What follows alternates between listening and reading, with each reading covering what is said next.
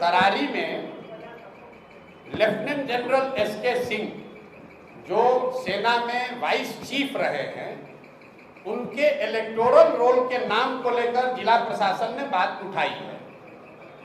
उनका ये कहना है कि इलेक्शन के कमीशन के रूल में ऐसा है कि आप बिहार के हैं, लेकिन अगर बिहार के किसी विधानसभा क्षेत्र में आप मतदाता के तौर पर रजिस्टर नहीं हैं तो आप चुनाव नहीं लड़ सकते। ये वहाँ के अधिकारियों ने बताया। उन्होंने इलेक्शन कमीशन को भी लिखा है, लेकिन मैंने जो बात आपको शुरुआती बताई, देखिए कितना प्रो इनकम्बेंट है। जो लड़का करण तिवारी का देश का वाइस चीफ बना आर्मी का, जो सेना को लीड किया सियाचिन में, जो सेना को लीड किया ऑपरेशन पराक्रम में, उस आदमी को वो अपना इलेक्ट्रिसिटी बिल है, उसका जमीन है, घर है तरारी में, लेकिन एक रूल बनाकर कह रहे हैं कि नहीं, इनको चुनाव नहीं लड़ने दिया जाएगा क्योंकि तरारी के इनका वोटर लिस्ट में इनका नाम नहीं है। वोटर लिस्ट में नाम जुड़वाने के लिए फॉर्म 8 भरा गया है। ये सब प्रावधान है, आप इलेक्शन अधिकारी से पूछ लीजिएगा कि आप 8A फॉर्म 8A भर के अपना नाम जुड़वा सकते हैं। नोएडा से जहां उनका नाम इलेक्टोरल रोल में है, वहां के डीएम ने नोटिफाइड करके जारी किया है कि यहाँ पर इलेक्टोरल रोल में ये है। जनरल साहब की पत्नी की डेथ हुई है 2020 में।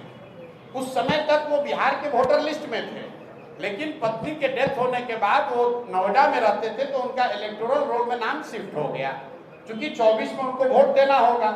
अब इसी को आधार बनाकर जिला प्रशासन या इलेक्शन के लोग उनको लड़ने से रोकना चाहते हैं। उसको देखा जाएगा, लेकिन इस तरह की चीज तो लोकतंत्र में आती ही रहेगी। आप व्यवस्था के सामने खड़े होइएगा तो जो वहाँ बालू माफिया है, जो हजारों करोड़ रुपया लूट रहा है, वो इतना आसानी से थोड़ी छोड़ेगा।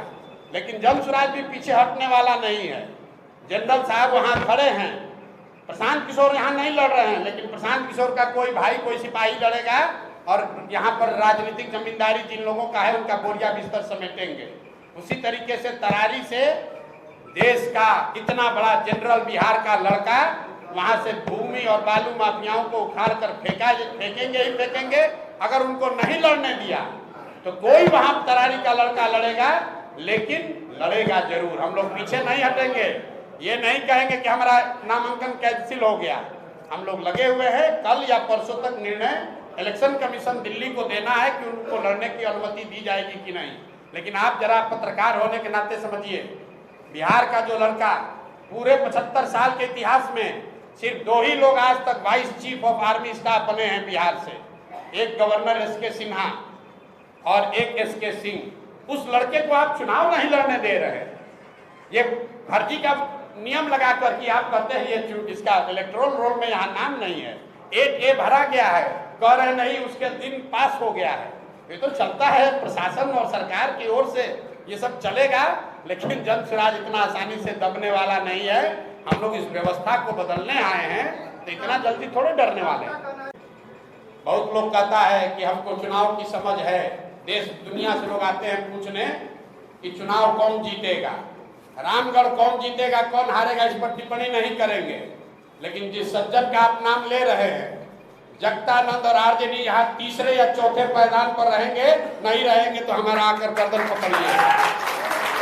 ये बयान चला दीजिएगा, ये बयान दोनों चलाइएगा कि प्रशांत किशोर ने कहा कि तुम जीतने की बात छोड़ो, दूसरे नंबर पर आकर दिखा दो, मैं मान लूंगा कि रामगढ़ की जनता में तुम्हारी पकड़ है। हमको क्या लड़ा रहे, हमको क्या लड़ा रहे? और रामगढ़ में किसको लड़ा रहा है तो बुलाओ अपने नेता को, तेजस्वी यादव को। तो समीम भाई ने कहा है पहले कि बुलाइए तेजस्वी यादव के यहाँ लड़ाने, और हम यहाँ लड़ जाते हैं और देखिए कौन जीतता। कर लीजिए फैसला, एक वर्ष तेजस्वी जी लड़ जाए, एक वर्ष हम लड़ जाए। यही रामगढ़ से लड़ जाइए। अरे जीत हम अपन 2 बात है, जन-सुराज जीत हार का दावा नहीं कर रहे। जन-सुराज की बात किनारे हमने कह दी, लेकिन प्रशांत किशोर चुनाव जानने, लड़ाने और आकलन करने के लिए ही आप हमको जानते हैं, देश जानता है। हम उस आकलन के आधार पर बता रहे हैं कि आरजेडी, जगतानंद सिंह और उनके बच्चे, रामगढ़ की जनता सबसे ज्यादा अगर किसी से नाराज है तो उनसे नाराज है। और उनकी लड़ाई इसकी है कि वो तीसरे पर रहेंगे कि चौथे पर रहेंगे। पहले दूसरे की लड़ाई में वो है ही नहीं। आधिकारिक तौर पर 4 साथियों का नाम रामगढ़ विधानसभा क्षेत्र के लिए चला है। वो चारों साथी हमारे साथ बैठे हुए हैं। नुआव के विनायक जायसवाल जी जो जन स्वराज में जुड़ने वाले पहले कुछ साथियों में रहे हैं और जन स्वराज के बात को, परिकल्पना को नुआव और उसके अगल बगल के क्षेत्रों में घर घर पहुंचाने में इन्होंने बहुत बड़ा योगदान किया है। ये एक संभावित प्रत्याशी के तौर पर दावेदार भी हैं और जन स्वराज परिवार में लेकर इसकी चर्चा भी हो रही है। दूसरे जो संभावित प्रत्याशी हैं वो समीम भाई हैं जो हमारे बगल में बाएं साइड बैठे हुए हैं।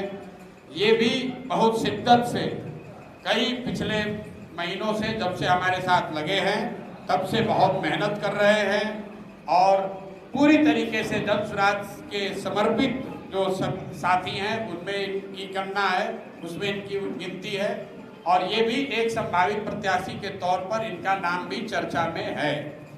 तीसरे जो हमारे साथी हैं आनंद सिंह साहब, ये दुर्गावती प्रखंड के हैं। बहुत लंबे समय तक इन्होंने राजद की राजनीति करी है और जब मैं मधेपुरा में पैदल चल रहा था वहाँ पर कैंप में आकर इन्होंने अपने साथियों के साथ जन स्वराज जुड़ने की बात कही। उसके बाद से दुर्गावती प्रखंड में कई जगहों पर और दुर्गावती प्रखंड के बाहर भी बहुत मेहनत से जन स्वराज को दुर्गावती प्रखंड में जो लोग जानते समझते हैं उनमें एक बहुत बड़ा वर्ग है जिसमें आनंद जी का सहयोग है, आनंद जी के प्रयास का असर है।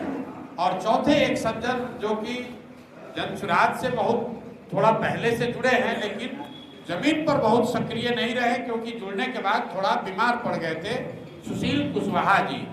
सुशील कुशवाहा भी यहाँ पर उनका जो क्षेत्र है वो रामगढ़ विधानसभा क्षेत्र के बगल का है।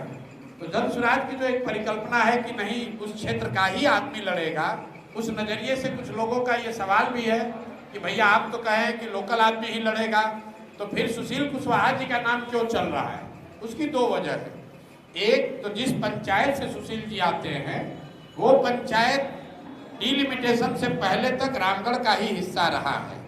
डिलिमिटेशन में उस पंचायत को रामगढ़ से अलग करके दूसरे विधानसभा में मोहनिया में डाला गया है। और दूसरा जन स्वराज में ये व्यवस्था है कि आप जिस क्षेत्र में रहते हैं अगर वो क्षेत्र आरक्षित है और आप SC/ST समाज के नहीं हैं तो आप बगल वाले क्षेत्र से अपने उम्मीदवारी का दावा कर सकते हैं। इन 4 उम्मीदवारों के साथ एक और दलित साथी का नाम भी कंटेंशन में है क्योंकि जन स्वराज की जो व्यवस्था है उसमें हम लोगों ने ये कहा है कि अनारक्षित सीटों पर भी अगर कोई समाज का, दलित समाज का काबिल व्यक्ति हो तो वो व्यक्ति भी चुनाव लड़ने की रेस में शामिल हो सकता है। जरूरी नहीं है कि वो मिल जाए। तो उस दिशा में हमारे आपके यहाँ के प्रसिद्ध वकील, यहाँ एडिशनल पब्लिक प्रोसिक्यूटर ये सज्जन राम नारायण राम जी, ये भी एक बड़े दावेदार हैं और रामगढ़ विधानसभा क्षेत्र में ही रहते हैं। हालांकि भभुआ में प्रैक्टिस करते हैं। बहुत लंबे समय से समाज में दबे कुचले लोगों की, गरीबों की, SC/ST समाज के लोगों के खिलाफ जब भी अन्याय हुआ है इस क्षेत्र में वो लड़ते रहे हैं उनकी आवाज बनकर। तो ये 5 प्रत्याशी हैं। मैं आपसे और अपने साथियों से माफी चाहता हूं कि मुझे अभी 10-12 घंटे का और समय लगेगा। इसकी घोषणा हम लोग करेंगे कल सुबह, लेकिन इन 5 में से ही कोई एक आदमी प्रत्याशी बनेगा।